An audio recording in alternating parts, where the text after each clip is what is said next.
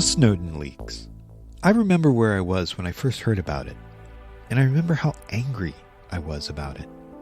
I'm going to say up front, I'm one of those people who feel that governments should have some secrets, particularly when they're in the best interests of national security. I didn't feel then, nor do I feel now, that Edward Snowden was acting in the best interests of the United States. Rather, I think the Snowden leaks were designed more to embarrass the U.S. on the world stage. Flash forward to today, 10 years later, and you see how other countries have spent millions developing their own surveillance tools to eavesdrop on their own citizens and foreign nationals. I'm not saying these recently revealed tools are a direct result. I'm just saying that what Snowden revealed about U.S. secrets showed other countries that it was okay for them to develop their own. Snowden is in Russia today, which is very interesting. He's a full-blown Russian citizen.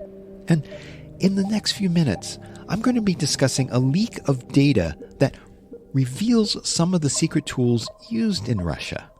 In some ways, it's the equivalent of the Snowden leaks, only the leaks came from Russia. Kind of ironic, isn't it? Stay tuned.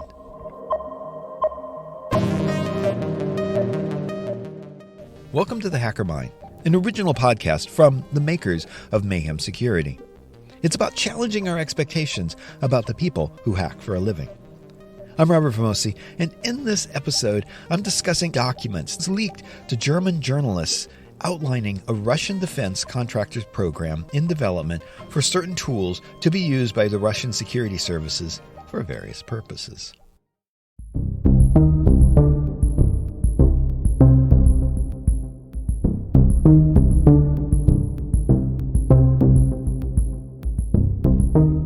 Hey, I do everything on this podcast. I don't have a crew. I write the episodes, I do the sound design. I don't create the music, that's a service. But everything I do myself. So I'd really like to point out that Joe was in a crowded cafe when we talked. And it was a great conversation, and I really didn't want to redo it because the sound quality wasn't that great. Fortunately, I heard about this beta for sound engineering. Adobe uses machine learning to do what I would have had to spend hours doing manually. That is, isolating Joe's voice. Adobe, it did that work in a matter of minutes. Say what you will about the supposed AI revolution. Really, it's not happening soon, I promise you that. But there are these small things that it can do, these menial tasks like sound design, which are now automated so that you, the listener, you can get a crisp recording. And I can spend my time working on the next episode of The Hacker Mind. I don't normally wade into international politics. This is an information security podcast. However, the pedigree of this, well, it was worth it. I've talked with Kyle Hensloven, CEO of Huntress, and with John Hammond, lead researcher there. So, when I was presented with the lead threat intelligence manager at Huntress, how could I refuse? Yes, certainly. Hello, my name is Joe Slowick. I am a threat intelligence manager working at Huntress in developing threat intel as well as threat hunting and detection engineering mechanisms. For those of you who don't know about Huntress, I'll let Joe explain. Huntress is a security company dedicated to defending the 99%, providing a affordable and scalable security solution aimed at small and medium-sized businesses. So we're going to be talking about something called the Vulkan Files. What are they? They're a set of leaked emails and other documents implicating a Russian company, NTC Vulkan, in acts of cybercrime and political interference, such as influencing the 2016 U.S. presidential election. This is a contractor that was doing all of this rather than a specific tool. This is a framework, a way of gaining intelligence and planting malware. Yes.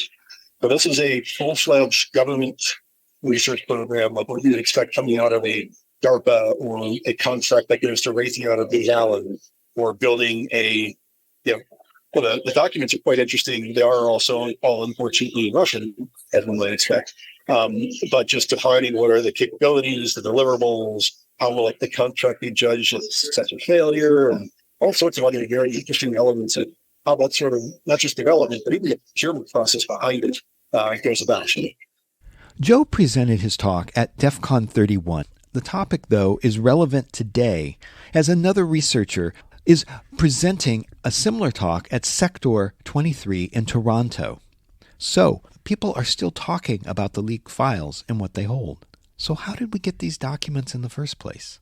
In the days following the Russian invasion of Ukraine, these files were leaked to a German newspaper by a whistleblower who was opposed to that war. As with any leakage of this size, multiple media sites then worked together, and this consortium, they thoroughly vetted and authenticated the documents with Western analysts. The final published result, known as the Vulkan Files, appeared in several newspapers worldwide on March 30th, 2023. You probably don't remember it. I know I didn't. Joe, he walks us through all of this. And there is a narrative thread that flows through this. So to kick things off, earlier this year, a few German journalists working for German state broadcasting had acquired to source sensitive documents, project-sided documents relating to the cyber warfare mechanisms for Russian intelligence agencies, the GRU, SVR, and SVR.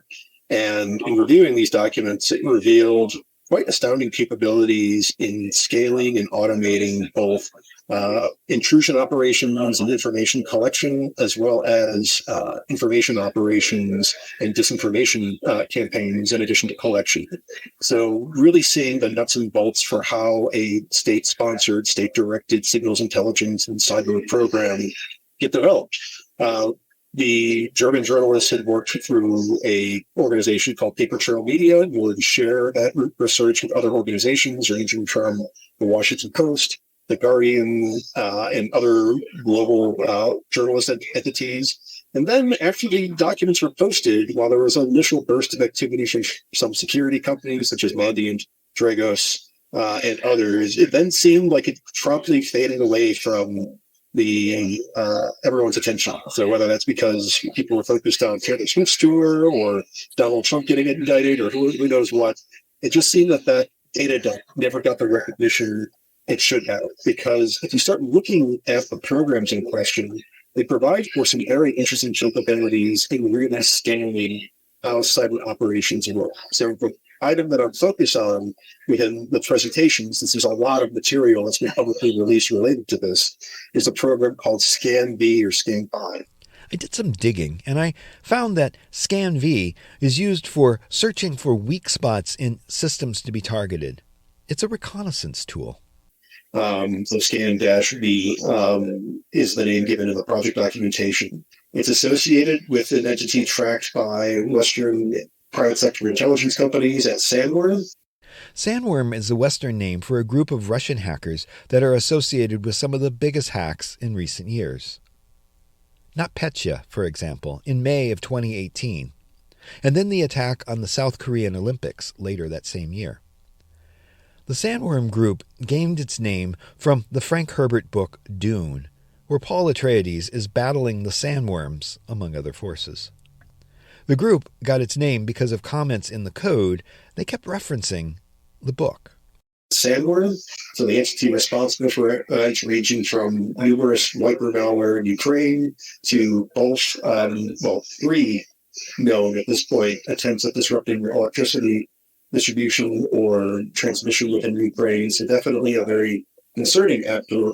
And the platform in question, ScanV or ScanV, is interesting because it provides a way of creating a system for evaluating endpoints, scanning them effectively, looking for the applicability of publicly known or privately resourced vulnerabilities, and then harvesting these items into a network of administered communication nodes. And what's interesting about this was that adversaries use command and control infrastructure all the time.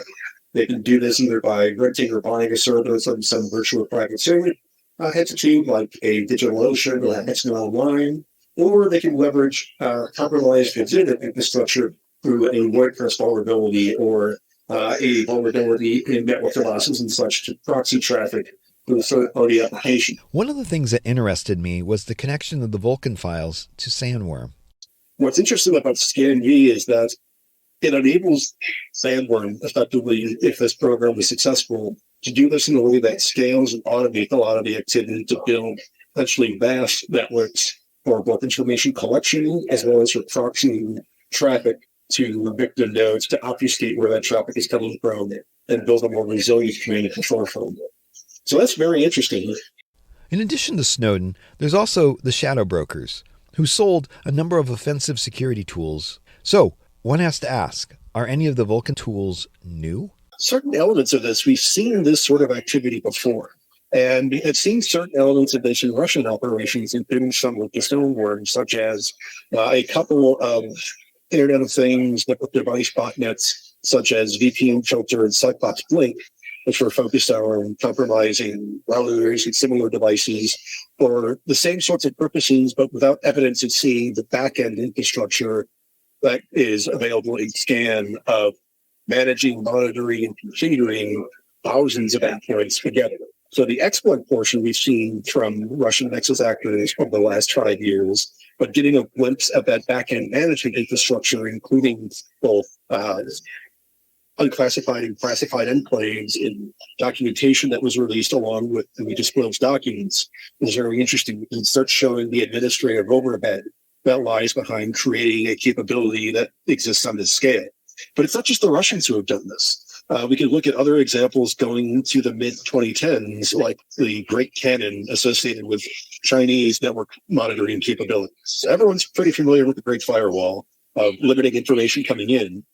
The Monk School and Citizen Lab published an interesting paper on the Great Cannon in 2015, how that same capability of deep packet inspection and network monitoring was used to sort of flip the script for offensive purposes, deliver exploits to traffic that was going through monitored nodes to, again, create massive or mass widespread exploitation on an automated level. Like VPN Filter and Cyclops Blink, we don't have an idea of what the backend infrastructure looked like for this activity, but certainly that idea of automated exploitation and doing so based upon pre-programmed selectors and similar was there. That leads to a third previous example, which is where things get really interesting. We have to go back to the Snowden leaks for this, and I can either confirm or deny the veracity or accuracy of the information disclosed by Mr. Snowden and others, but based upon the analysis of such data from other parties, one tool that caught some interest, but not anywhere near as much, and I don't think it's suffered that we didn't see as much interest, is a program called Quantum. So the Snowden leak was actually a series of tools ostensibly used by the U.S. government National Security Agency, or NSA. These tools, they each had specific names, such as Prism or Turbine, and they had specific purposes. One tool, Quantum, is a tool which spreads various attacks, ranging from spam messages to instant messaging compromises, to take control of botnets. So everyone focused on Prism and some other things for the very legitimate human rights and privacy concerns around those. But this Quantum program, which was described in publications such as Wired, Foxit, and other security vendors, was very interesting because we see in the late 2000s, early aughts, early late aughts, etc., that it appears that Western intelligence agencies had developed and deployed a mechanism similar to what SCAN looks like today, of having a system set up to automatically scan traffic or profile devices and then deliver an exploit capability based upon the profile related in an automated way to build out a network of compromised nodes.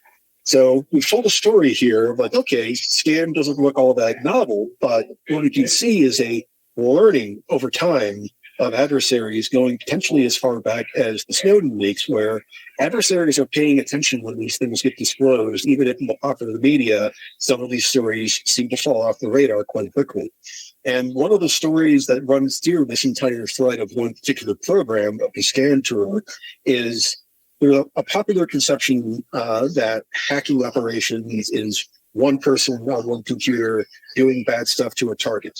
Whereas modern, scalable, state-sponsored cyber operations are more likely to be reflected in the cube farm that you'd see or whatever in a call center or similar environment where you have tens, maybe hundreds of personnel working different phases of an operation and trying to gain efficiencies through that operation wherever possible so that those operations can scale effectively towards regional and global ambitions. And I think that's the real story that we see that's supported by or confirmed by the Vulkan leaks, is that we see programs like SCAN as well as AMOSIT, which is an information operations capability that similarly offers for semi-automated profiling of traffic and delivery of things like fake SMS messaging or man-in-the-middle lane communications and such to deliver specific messaging to targets and victims and so forth, that the real players in the information warfare space are those that can automate, who can create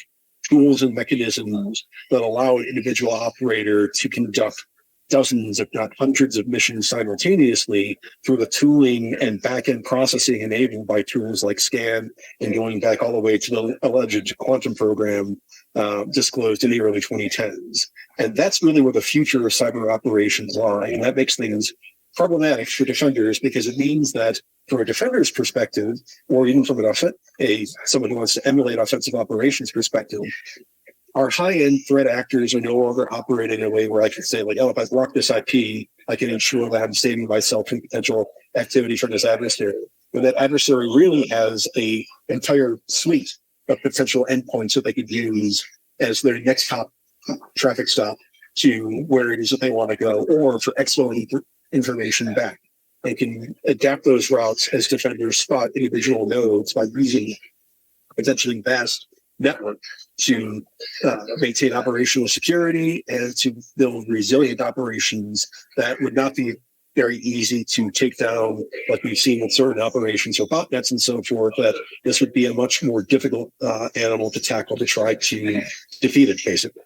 And so that's the story. It's just telling how, based upon some really interesting leaks that get us into the nitty-gritty and behind-the-scenes look at how Russia sources its cyber warfare tools, that we can see that this is not a unique feature, but something that we've seen echoes of going back almost 20 years, actually over 20 years at this point, for how high-profile, high-end state-sponsored operators have grown and adapted their cyber warfare programs over the years to build them into efficient, semi-automated, scalable and resistant systems. So the end goal is always intelligence. Potentially. So that's the other thing that makes it interesting with SCAN and its association with Sandworm, because Sandworm is one of the few entities that we know has conducted multiple offensive, disruptive operations in the cyber realm. So one thing that is notable about Sandworm for operations going back, at least as far back as 2015, was they are notorious for using compromised legitimate infrastructure for kinetic and strike purposes. For example, in the Indestroyer event in 2016. You may be already familiar with Indestroyer by its other name, Crash Override.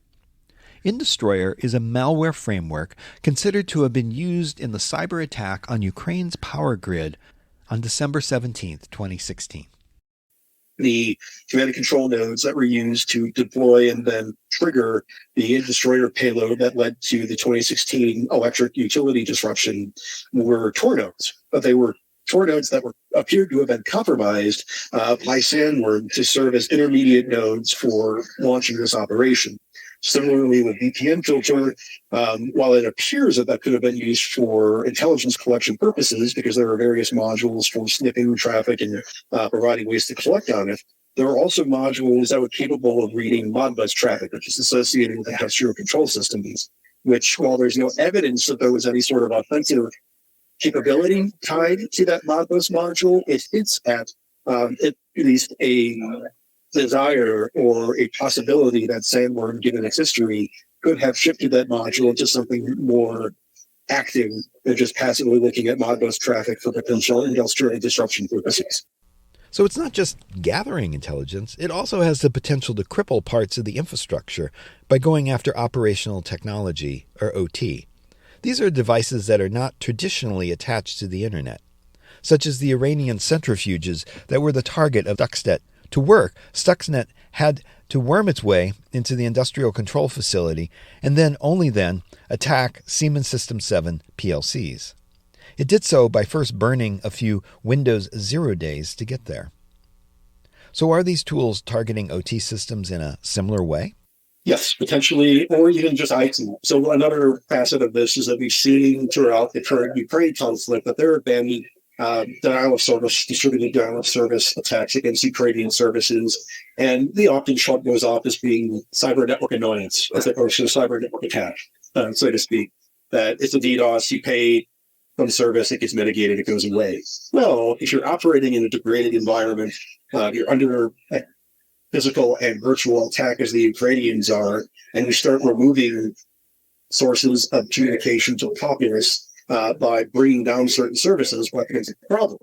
And if you look at something like the infrastructure that can be set up via scan, it's not just the idea of building up that infrastructure, but also tasking that infrastructure to do something, which could range from something seemingly as simplistic, but at a very large scale, as targeted disruptive activity through denial of service techniques, to leveraging those nodes as next stage attack nodes for whatever networks they're associated with, or for similar items based upon the profile of the compromised nodes in question. I'm familiar with the Russian invasion of Ukraine and how Russia used malware to go after the routers that were used in the Ukraine.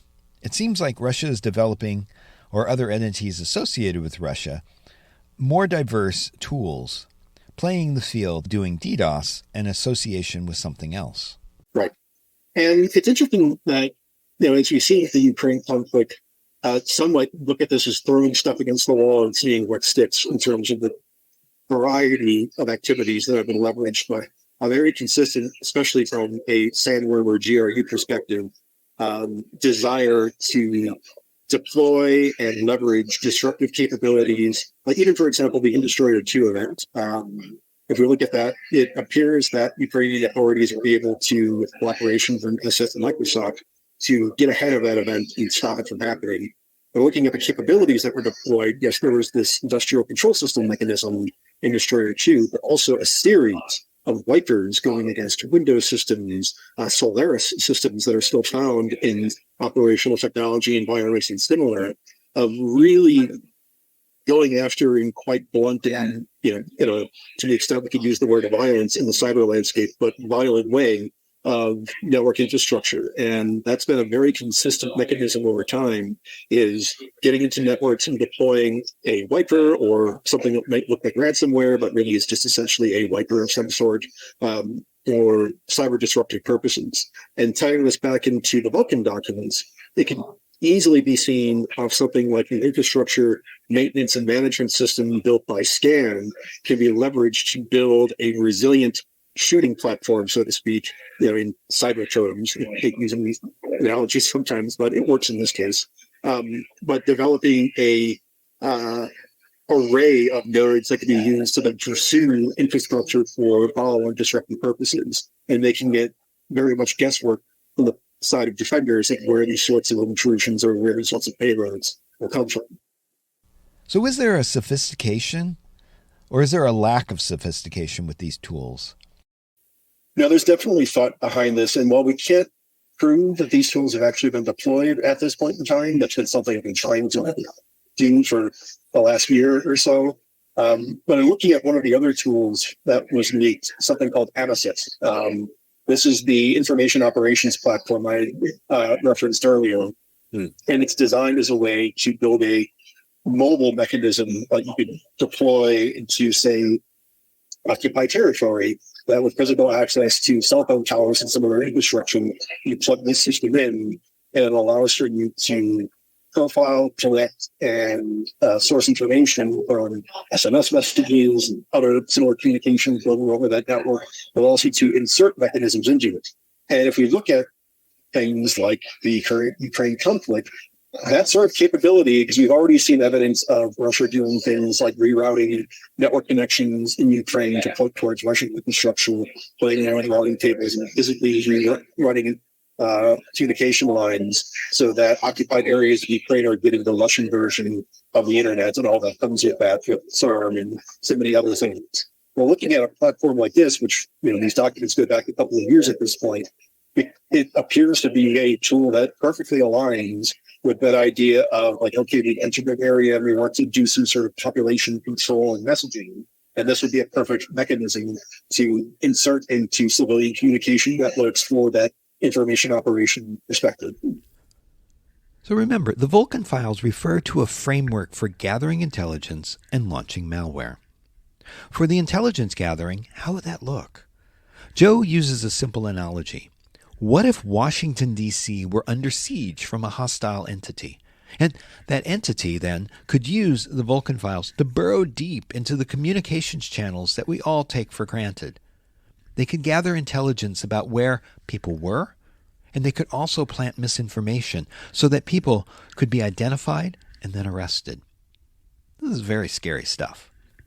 Correct. So, for example, this would be if we were both in Washington, D.C., and all of a sudden it was occupied or put under martial law or something, and I wanted to send you a text message about, like, hey, there's a checkpoint here, or some other information, that potential communication stream could not only be intercepted, to figure out who's talking to who, start building up a network of, like, who are the people I need to be worried about as far as potential resistance or similar, but also to inject into that communication stream to say, like, oh, maybe the checkpoint's actually over here, to mislead someone to get captured, or to deliver a information operations payload, like the authorities are benign and there's no reason to rise against them, or some other things. But doing that in a way that scales and that gets tied directly into the infrastructure in question, so that it becomes difficult to detect and almost impossible to defeat because it's tied into the local physical communication infrastructure. So when Joe said it was sophisticated, I would suspect that they were doing something around like an S7 level communication, pretty deep into the communications network. Yes, so again, once you have physical access to the equipment, it's just a case of plugging the box in and then letting it do the combination of deep packet inspection and protocol interception to allow those other capabilities to then be brought to bear.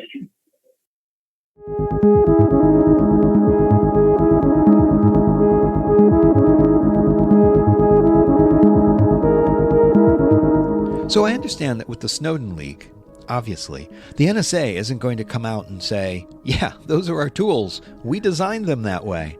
No, that isn't how that works. The trouble is the Snowden leak actually played out over months and months. It was relentless. There was so much discussion about each new tool and what it could do. And the media, they had specific stories that they planned to write on all of it. Contrast that with the Vulkan Files. That didn't happen. The release in March of 2023, the news wasn't played out over months and months. It kind of came and went. And there weren't specific stories planned to run through the summer. Indeed, the first I heard about the Vulkan Files was not last spring, but at DEF CON 31. It is interesting. Why that's the case, I don't know. I do know that I have talked with multiple people privately about these documents and their implications and so forth. So people within the security community, I realize the significance behind these. It is disappointing, though, the lack of more general attention. Because really, after the week that these were published, I've not seen a mention of these again. And I'm a pretty devoted follower of various news sources on this sort of activity because I have to be. So again, whether it's distraction or it's like, oh, it's Russian, so I don't care, versus, oh, the U.S. government is doing what with Facebook and said part. There was definitely a more sense of like this impacts me directly, whereas this appears to be a much more emotional impact scenario for most Western audiences. So I have some experience with covering stories and then having a troll army attack the story afterward. I'm wondering if Joe had thought about any of the blowback from surfacing this. I mean, he's speaking at DEF CON, and DEF CON is a pretty secure community. Once it gets out into the real world, any thoughts about how Joe might handle the troll armies? Well, the thought has crossed my mind. It's really more with associating this activity with some other historical items that I think people still don't want to talk about, like quantum and some of those other items as being potential inspirations for this. My response is that this is nothing that I'm presenting in my presentation is privately or sourced from some deep dark corner of the web or some human that has talked to me and has pledged me to secure their anonymity. I have a detailed reference section that outlines where you can find all of the information I'm talking about, so it's all out there. It's just a question of putting it all together or what's the broader story being told. So, if people want to get butthurt about this sort of thing, like it's going to happen one way or the other, but for more impactful consequences beyond me, my social media gets screwed around with, which who knows the value of Twitter these days anyway.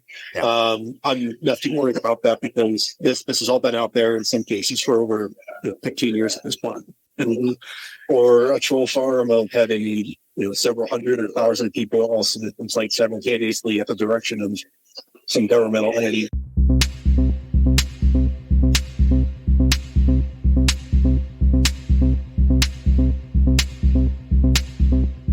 So are there any takeaways from the Vulkan Files that we should focus on? I think if there's one lesson or observation at a higher meta level from this, it's really about placing events in context, that cyber now is a realm that's existed in some shape or form for 30 years at this point, even if we've only been really tracking it on a public level for maybe 5 to 10.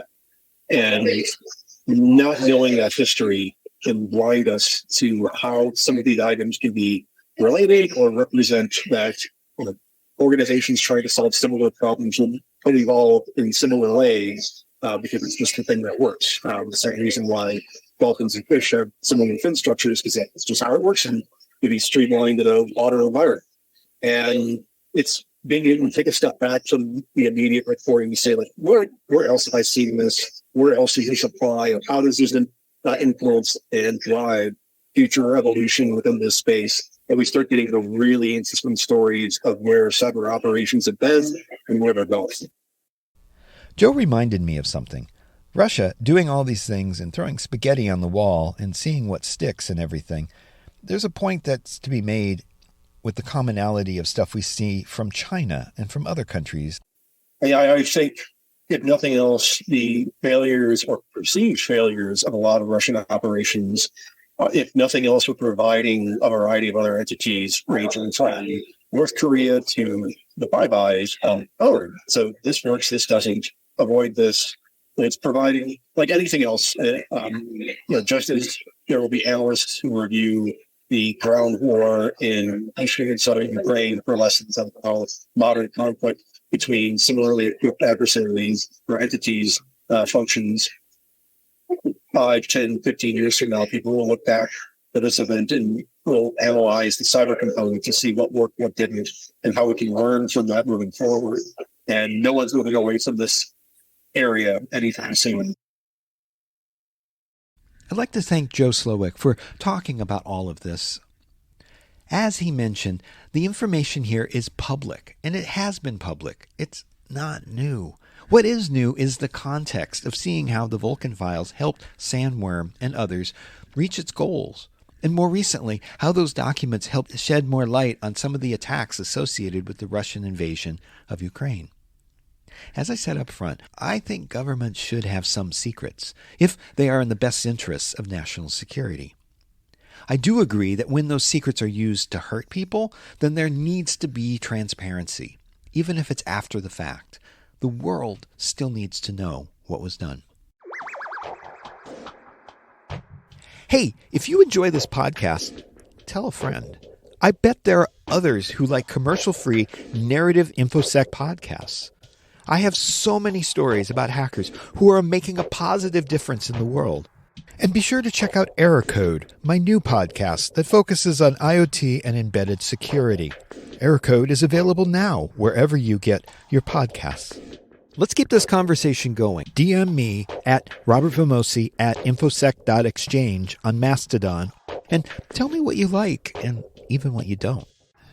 Hey, I have some great conversations coming up with the rise of bots, the threat from China and Vietnam, and more research on the dark web and ransomware. Subscribe today. The Hacker Mind is brought to you every 2 weeks, commercial-free by For All Secure, the makers of Mayhem, an application security testing solution you can try for free at mayhem.security. For The Hacker Mind, I'm Robert Vamosi.